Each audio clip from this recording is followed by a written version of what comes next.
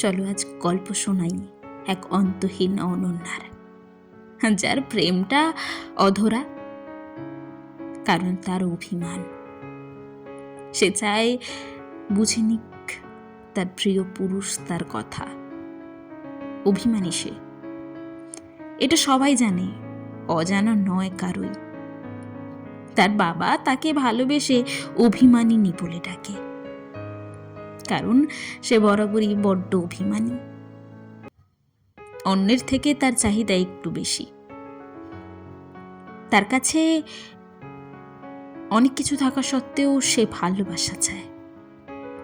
অর্থের ঢের সীমা থাকতেও সে সময় চায়, সম্মান চায়, যত্ন চায়। তাকে কেউ আগলে রাখুক, সে সেটা বরাবরই চায়। অসম্মান তার সব থেকে অপছন্দের।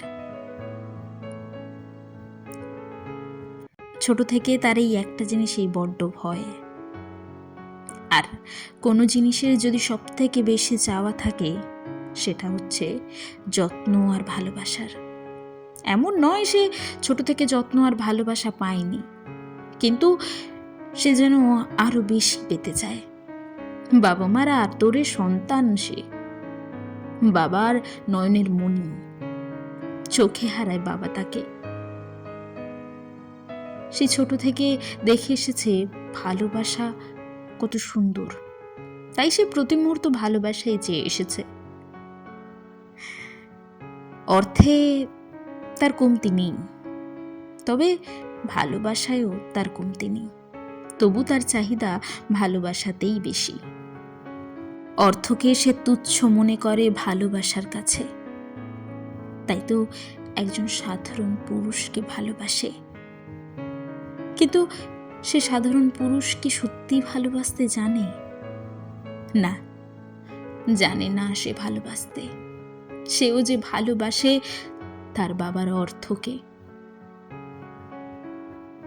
তারও যে লোভ ওই অর্থের ওপরেই। কিন্তু সে তো ওই সাধারণ মানুষের কাছে ভালোবাসাই চেয়ে এসেছে। কিন্তু কেন পেল না সে? কি তার ভুল? বিশ্বাস করাই কি পৃথিবীর সব থেকে বড় ভুল?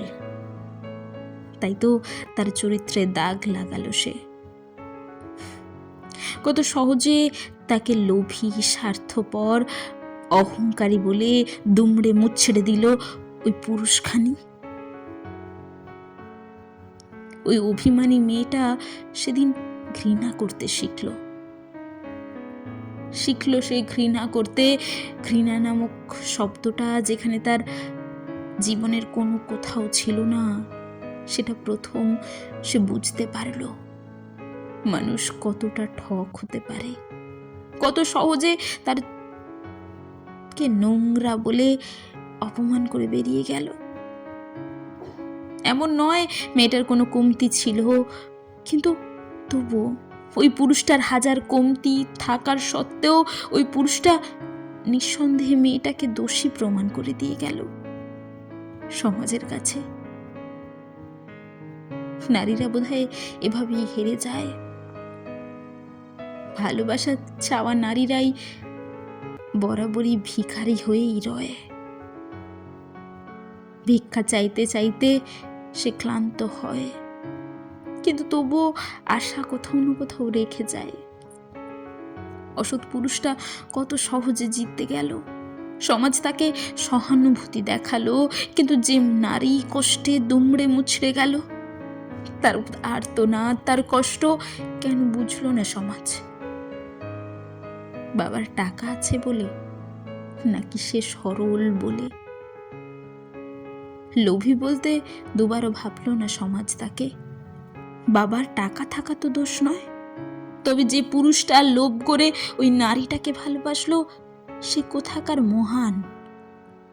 আমার জানতে ইচ্ছে করে, কেন নারীরাই বরাবরই দোষী, কলঙ্কিনী প্রমাণিত হয়?